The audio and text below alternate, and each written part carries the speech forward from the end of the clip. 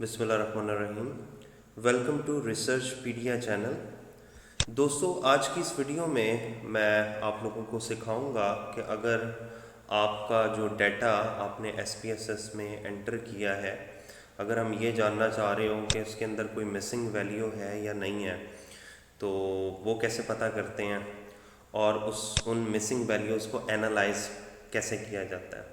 एक चीज़ मैं यहाँ पर ये भी क्लियर कर दूँ कि अगर मिसिंग वैल्यूज़ बहुत ज़्यादा नहीं हैं, थोड़ी सी हैं, तो SPSS खुद ब खुद सिर्फ उन्हीं वैल्यूज़ की बेस पे एनालिसिस रन कर देता है जो वैल्यूज़ आपको गिवन होती हैं, मींस वैलिड वैल्यू या नॉन मिसिंग वैल्यूज़।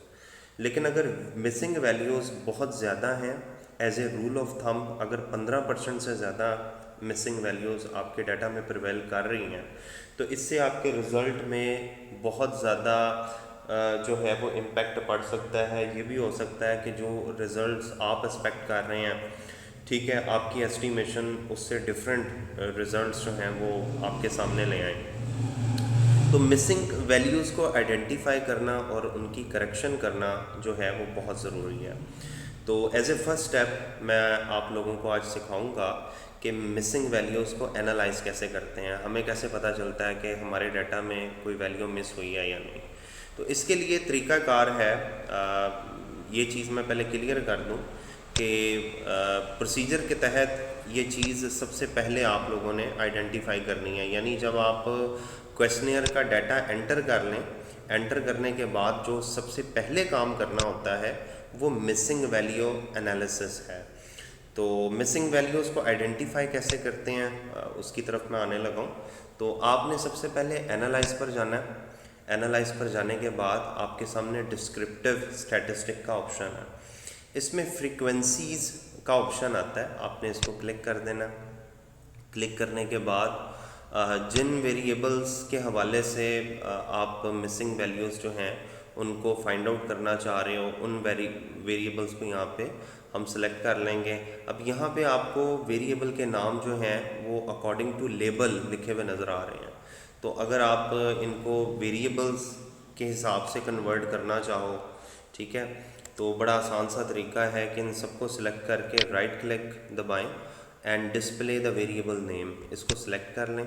ठीक है, अब होगा ये कि अगर आप ऊपर देखें तो ये सब अपने वेरिएबल के नाम के साथ आ गए हैं, लेबल के नाम के साथ नहीं। अब जिनके हवाले से मैं चेक करना चाह रहा हूँ कि उनमें कोई मिसिंग वैल्यूज़ हैं या नहीं, उन्हें मैं सिलेक्ट करूँगा, इस एरो को क्लिक करूँगा, ठीक है, और just I mean to have the frequencies only. तो मुझे यहाँ पर कोई और चीज़ वैसे सिलेक्ट करने की ज़रूरत नहीं है, एहतियातन आप मिनिमम और मैक्सिमम को सिलेक्ट कर लें, ठीक है। कंटिन्यू का बटन दबाएं, इसके अलावा आपने किसी और बटन को क्लिक नहीं करना। तो ये फ्रीक्वेंसी और मिनिमम और मैक्सिमम वैल्यूज़ जो हैं वो डिस्प्ले करेगा। तो मैं ओके का बटन दबाऊंगा तो आपके सामने जो है वो, अगर आप पहला टेबल चेक करें स्टैटिस्टिक के नाम से, तो ये जो हमारे डेमोग्राफिक फैक्टर हैं लाइक जेंडर है, एज है, एजुकेशन लेवल है, ठीक है, वर्किंग एक्सपीरियंस है, नेचर ऑफ एम्प्लॉयमेंट है, टोटल डेली वर्किंग आवर्स है, एवरेज मंथली सैलरी है, इसमें कोई भी वैल्यू मिसिंग नहीं है। ठीक है, ये होती है आइडेंटिफिकेशन, इससे हमें पता चल जाता है। टोटल हमारी जो नंबर ऑफ़ वैल्यूज़ हैं वो 456 हैं, ठीक है, इसमें से मिस कोई नहीं कर रही। इसी तरह आप दोबारा एनालाइज पर जाएं, डिस्क्रिप्टिव्स पे जाएं, ठीक है, फ्रीक्वेंसी पे जाएंगे।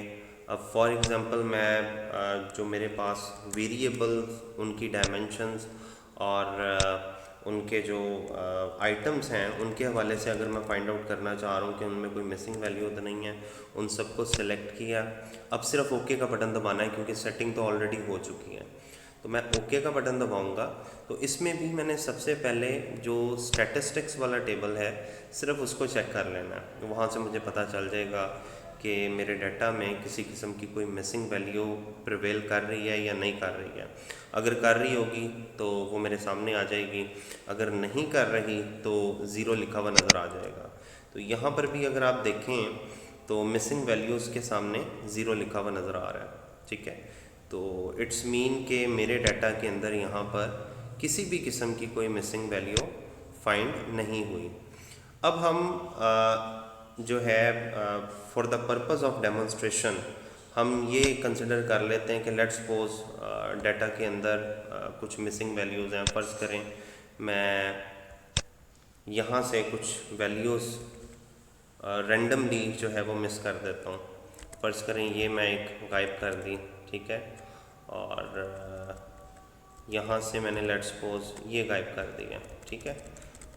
होता ये है बेसिकली जब आप रिस्पॉन्सेस फिल करवा रहे होते हो ना रिस्पोंडेंट से, बाज़ औक़ात वो जल्दी में होते हैं, बाज़ औक़ात वो किसी क्वेश्चन को जल्दी में स्किप कर जाते हैं और उसका रिस्पांस प्रोवाइड नहीं कर पाते हैं। तो ऐसी सूरत में आपको ऑटोमेटिकली SPSS में एक डॉट नज़र आ जाएगा।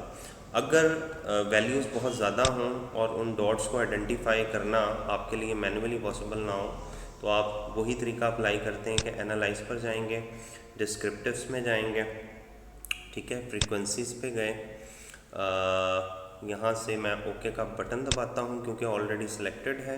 अब यहाँ से मैं चेक कर लेता हूँ कि whether any missing value prevail in our data और नॉट। तो यहाँ पर अगर आप देखें तो ये मिसिंग वैल्यू आपको इसमें नज़र आ रही है और इसमें नज़र आ रही है। इसका मतलब है ये दो मिसिंग वैल्यूज़ आ गई। अब ये क्योंकि क्वेश्चन की शक्ल में लिखा हुआ है, आसानी के लिए हम क्या करते हैं जी, हम यहाँ से अगर इसके डाटा व्यू में जाकर, वेरिएबल व्यू में जाकर हम इन स्टेटमेंट को ख़त्म कर देते हैं ताकि हमारे लिए ज़रा इजी हो जाए, ठीक है। अब इसको अगर मैं एनालाइज करूँगा तो फ्रीक्वेंसीज़, ओके, अब देखिएगा आपके सामने मिसिंग वैल्यू एनालिसिस में अगर हम जाकर चेक करें तो ये देखें जी, मिसिंग वैल्यू किस में फाइंड आउट हुई है जी, SDT 6 में हुई है और LDT 3 में हुई है। इसके अलावा आप चेक कर लें और कहीं पे कोई मिसिंग वैल्यू नज़र नहीं आ रही। अब क्वेश्चन ये रेस होता है कि अगर आपके डाटा में मिसिंग वैल्यूज़ हों तो क्या हम उन्हें इग्नोर कर सकते हैं या नहीं। तो यहाँ पे आप लोगों को बताता चलूँ कि अगर आपकी जो मिसिंग वैल्यू है वो टोटल वैल्यू का 15% या उससे कम हो तो आप इग्नोर कर सकते हो, लेकिन अगर वो टोटल वैल्यूज़ का 15% से ज़्यादा हो तो वो इग्नोरेबल नहीं होता। ऐसी सूरत में हमने मिसिंग वैल्यूज़ का जो है वो क्यूर उसकी करनी होती है, उसका इलाज करना होता है। तो फ़िलहाल अगर हम फ़र्ज़ कर लें कि ये मिसिंग वैल्यूज़ हमारे लिए ज़्यादा हैं, तो ऐसी सूरत में मुझे क्या करना होगा, मैं ट्रांसफॉर्म पे जाऊंगा, यहाँ पे रिप्लेस मिसिंग वैल्यूज़ के नाम से एक ऑप्शन मौजूद है, इसको मैं क्लिक करूँगा। अब मैं चेक कर लूँगा कि कौन कौन से वेरिएबल में वैल्यूज़ मिस कर रही हैं। लाइक SDT 6 यहाँ पे रिपोर्ट हो रहा है कि उसके अंदर एक वैल्यू मिसिंग है, तो SDT 6 को मैं यहाँ पर ले आऊँगा, ठीक है। और इसी तरह जो है LDT 3 इसकी वैल्यू मैं रिपोर्ट कर लूँगा LDT 3 इसको मैं क्लिक करूँगा, इसे यहाँ पर ले आऊँगा। ये ऑटोमेटिकली जो है सीरीज़ मीन के नाम से ये मेथड को चूज़ कर रहा है और यही मेथड नॉर्मली इस्तेमाल होता है। तो यहाँ पे मैं ओके का बटन दबाऊँगा तो ये क्या करेगा, ये ऑटोमेटिकली एवरेज बेसिस पे जो वैल्यूज़ हैं जो मिसिंग हुई थी ये उनको खुद ब खुद कैलकुलेट करके एडजस्ट कर देता है, ठीक है। अब इसमें आपने करना क्या है, फॉर द वेरिफिकेशन पर्पस हम यहाँ पर डाटा में जाकर चेक कर लेते हैं। जब हम डाटा में जाकर चेक करेंगे तो ये देखिएगा आखिर में आकर ये दो नए कॉलम्स बन चुके हैं। अब मैं इसका एक हल बता देता हूँ। सिंपली आप इसको यहाँ से Ctrl X दबाकर कट करें और जिस टेबल से ये आइडेंटिफाई हुई है, जिस कॉलम से आइडेंटिफाई हुई है, लाइक SDT 6 है, यहाँ पर आकर आप इसको पेस्ट कर दें, ठीक है।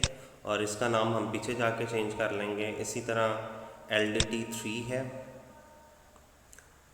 उसकी मिसिंग वैल्यूज़ एनालाइज हुई हैं यहाँ पर, इसको आप सिलेक्ट करें, Ctrl X प्रेस करें, Ctrl X वो यहाँ से वैल्यूज़ को कट कर लेता है।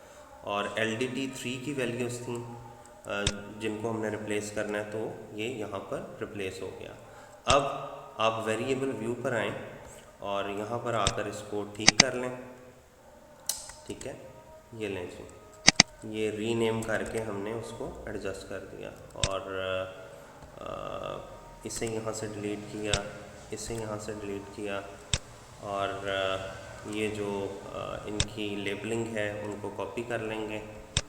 तो ये हमारी मिसिंग वैल्यूज़ एनालाइज हो गई हैं। तो ये मेथड है जिसके ज़रिए आप पहले आइडेंटिफिकेशन करते हो फ्रीक्वेंसीज़ में जाकर, और उसके बाद एनालाइज करने के लिए आप ट्रांसफॉर्म पे जाते हो और रिप्लेस मिसिंग वैल्यूज़। ठीक है, तो ये मेथड है। उम्मीद करता हूँ कि आपको इस मेथड की समझ आ गई होगी। मज़ीद वीडियोस के लिए चैनल को लाइक ज़रूर कीजिएगा, सब्सक्राइब ज़रूर कीजिएगा और कमेंट करके अपनी जो भी आपकी सजेशन हैं उनसे आगाज़ ज़रूर कीजिएगा। शुक्रिया।